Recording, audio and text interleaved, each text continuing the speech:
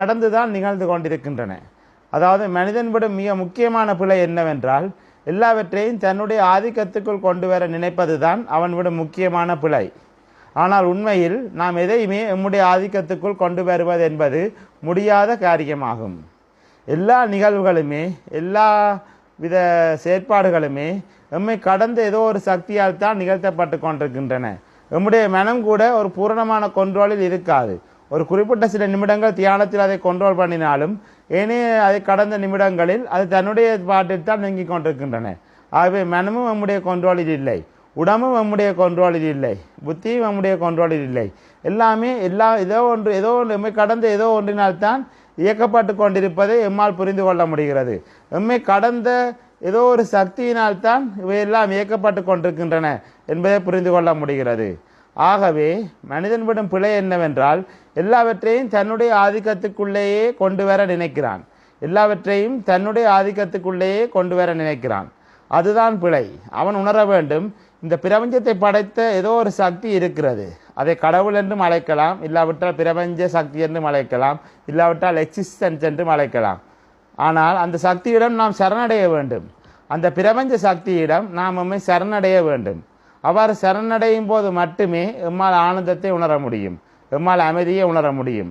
ஆகவே இன்று நாம் அலச வேண்டிய விஷயங்கள் என்னவென்றால், இந்த பிரபஞ்ச சக்தியிடம் எம்மை சரணடைய செய்ய வேண்டும்.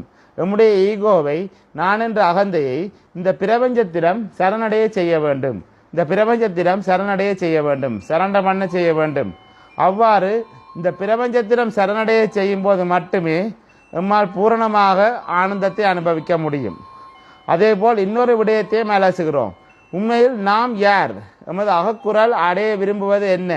எமது அகக்குரல் சொல்லுவது என்ன என்று உணர வேண்டும்.